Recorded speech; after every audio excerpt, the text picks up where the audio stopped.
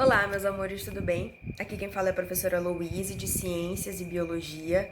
Estou me apresentando caso vocês estejam assistindo com os pais de vocês, para quem não teve a chance de me conhecer. E essa videoaula que vocês vão assistir agora, ela vai ser uma correção daquele trabalho de revisão que nós professores passamos para vocês fazerem durante a quarentena. Só que antes da gente entrar na aula propriamente dita, eu queria só esclarecer umas coisas com vocês. Esse formato de aula está sendo uma coisa muito nova, tanto para nós professores quanto para vocês alunos, para os pais de vocês. Então essa é uma primeira tentativa do colégio para que vocês não percam o conteúdo, para que nós possamos trabalhar e que vocês possam estudar ainda de quarentena, porque a gente tem que lembrar, quarentena não é férias, ok? E dito isso, aproveitem essa aula, sejam compreensivos com a professora, porque eu não sou, não tenho a menor intimidade com tecnologia, edição de vídeo, essas coisas, mas eu tô fazendo o meu melhor, a gente está se adaptando diante dessa pandemia, diante dessa situação totalmente inesperada que o mundo inteiro está passando, ok? Bons estudos e boa aula!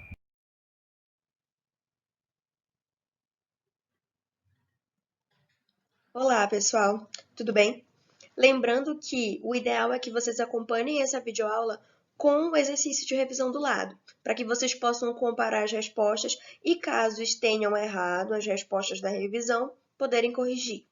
Então, vamos à primeira questão. Escolha um exemplo e explique o conceito de evolução a partir deste mesmo exemplo. Então, vamos lá. O processo evolutivo é a mudança das características dos seres vivos ao longo do tempo. Não tem mistério. A gente pode explicar esse processo evolutivo através da teoria de seleção natural, onde características que são benéficas à sobrevivência do indivíduo são selecionadas positivamente pelo ambiente e se perpetuam ao longo do tempo. Já as características que não são benéficas são selecionadas negativamente ou deletadas ao longo do tempo até que cheguem à extinção. O exemplo que eu pus aqui foi o exemplo das mariposas, mas vocês podem ter botado outro exemplo. O que vocês têm que prestar atenção é se vocês de fato conseguiram explicar o processo evolutivo, conseguiram evidenciar essa mudança de características ao longo do tempo a partir do exemplo que vocês botaram na revisão. Então, vamos tentar explicar esse processo evolutivo a partir do caso das mariposas. Na época da Revolução Industrial, a gente tinha muita emissão de fumaça e fuligem que vinha das fábricas da época. Grande parte dessa fumaça, dessa fuligem, acabava se acumulando no tronco das árvores, que fazia com que esses troncos ficassem bem escuros. Nessa situação, a gente tinha um espaço cheio de árvores, um campo florestado, que tinha uma espécie de mariposa. Essa mesma espécie tinha mariposas que eram marrons e mariposas que eram brancas. Lembrando que dentro de uma mesma espécie pode ter diferenças. Um exemplo somos nós, Homo sapiens. Essa é a espécie dos seres humanos. Nós, Homo sapiens, não somos todos iguais. Nós temos orelhas diferentes, cabelos diferentes, cor dos olhos diferentes, mas a gente é da mesma espécie mesmo assim. Então, nesse campo de floresta, a gente tinha mariposas marrons e brancas. De acordo com essa mudança do ambiente, que foi essa fuligem, essa fumaça se acumulando no tronco das árvores, as mariposas brancas ficaram muito mais evidentes para os predadores, o que fez com que elas fossem diminuindo a quantidade ao longo do tempo, já que, como elas eram mais vistas, os predadores comiam mais elas, ok? Predavam elas com mais frequência do que as mariposas marrons. Então, nesse caso, ser da cor marrom é uma característica benéfica, de acordo com a mudança do ambiente. Ser marrom, ser uma mariposa de cor marrom, foi totalmente benéfico para a sobrevivência desse ser vivo. Já ser uma mariposa branca não foi uma característica benéfica. E como ela não era benéfica, ela foi selecionada negativamente pelo ambiente, até que chegasse o seu período de extinção, ok? a população de mariposas brancas foi diminuindo, diminuindo, diminuindo, até que ela não existisse mais naquele local. Próxima questão. Para que a teoria evolutiva fosse comprovada e aceita por muitos estudiosos, algumas evidências foram necessárias. De acordo com o que ministramos em sala de aula, cite uma evidência evolutiva e explique sua relevância para a teoria evolutiva. Aí no exercício eu disse para vocês citarem uma, mas aqui na videoaula eu vou botar todas que nós estudamos, porque vocês podem ter botado qualquer uma delas, ok? Então vamos lá. A primeira evidência evolutiva são os fósseis. Por quê? É através dos fósseis que a gente pode comparar as estruturas dos seres vivos que já foram extintos e os seres vivos atuais. E com isso a gente pode fazer a verificação dessas mudanças que ocorreram ao longo do tempo. Segunda evidência evolutiva, estruturas evolutivas, que se trata de órgãos que tenham similaridades. Essas similaridades podem ser embrionárias, ou seja, seres vivos que têm a mesma origem embrionária, que possuem estruturas homólogas, ou apenas similaridades nas funções, mas com origens embrionárias diferentes, ok?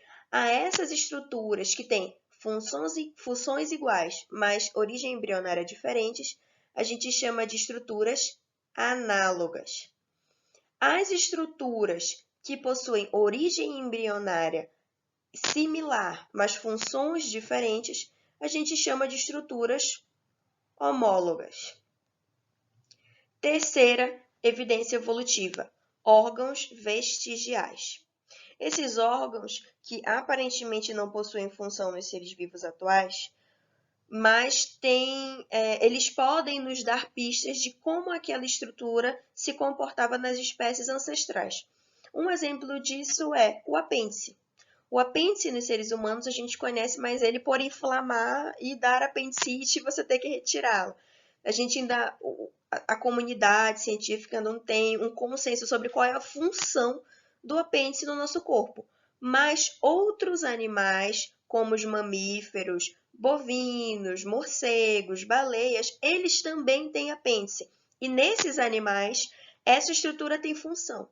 Então, o fato do apêndice estar em nós, seres humanos, mas não ter função, e se a gente puder comparar com outros animais, a gente pode ver que talvez, em espécies ancestrais, ele tinha uma função bem definida. Então, são órgãos vestigiais, porque eles nos dão vestígios. Eles não têm uma função clara no nosso corpo, mas eles podem nos ajudar a entender qual era a função dele em espécies ancestrais. Outro exemplo de órgão vestigial, o cóccix, que indica que um dia, em uma espécie ancestral, nós tivemos cauda, assim como os outros primatas. Outro órgão vestigial, o dente do siso, que não serve para nada praticamente, mas mesmo assim a gente ainda tem. Terceira questão. De acordo com Darwin, o surgimento de novas espécies se dá através do processo de especiação. De que maneira a evolução dos seres vivos pode ser associada ao processo de especiação? Vejam se vocês responderam algo parecido e, se não, se foi totalmente diferente, copiem essa resposta na revisão. O surgimento de novas espécies é um resultado do processo evolutivo, já que, para que hajam novas espécies, elas precisam compartilhar de um ancestral comum. Portanto, as mudanças ocorridas ao longo do tempo por esse ancestral comum, devido aos processos naturais, pode ocasionar a aparição de novas espécies de seres vivos. Quarta questão. De acordo com a imagem, responda. Essa imagem bem aqui. A gente tem que lembrar que isso aqui é uma árvore filogenética, ok? Ela tem a função de demonstrar, de evidenciar o nível de parentesco entre os seres vivos. Então, qual é a pergunta? Quais indivíduos são geneticamente mais parecidos, de acordo com essa imagem aqui, ok? Dessa árvore filogenética. O que é importante a gente saber? Daqui para cá, eu tenho a contagem do tempo. Ok? E toda vez que eu tiver um ponto em comum entre dois seres vivos, significa que existiu uma espécie ancestral, ok? Que eles compartilham. Então, de acordo com essa imagem, a gente pode ver, por exemplo, que as bactérias são geneticamente muito distantes dos corais. Olha o tempo que levou. Eles têm um ancestral comum, mas muito antigo. Até que se chegasse das bactérias aos corais, a gente teve 3 processos evolutivos, a gente teve 3 ancestrais comuns, ok? Então, significa que a bactéria e o coral são muito distantes. Daqui, dessa árvore filogenética, os mais próximos geneticamente, tanto em tempo quanto em ancestral comum, são a baleia e o pássaro, ok? Ambos são animais, ambos compartilham de características genéticas. Então, a letra a ser marcada aqui na quarta questão é a letra C. Quinta questão. A imagem abaixo representa que tipo de evidência evolutiva? Explique. Então, vamos lá. Aqui a gente tem essa imagem. Como diz aqui, asa de um morcego, asa de ave e asa de inseto. Tá. Eu tenho estruturas que têm a mesma função, que é alçar voo. Toda a asa serve para que esse indivíduo possa voar, tanto o morcego quanto a ave, quanto o inseto. Só que eles compartilham essas estruturas que têm a mesma função. Desculpa. Mas observem como a estrutura dos ossos é diferente. Olha como é diferente aqui. A estrutura dos ossos de uma ave para de um mamífero como o morcego.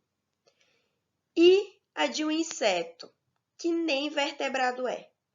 Isso significa que eles são que eles têm origem embrionária totalmente diferentes, mas eles compartilham de estruturas que têm a mesma função. A esse tipo de evidência evolutiva, a gente chama de estruturas análogas, ok? Pois mostra seres vivos com origens embrionárias diferentes, porque um é uma ave, um é um mamífero e um é um inseto, mas todos possuem uma estrutura com a mesma função, asas para se alçar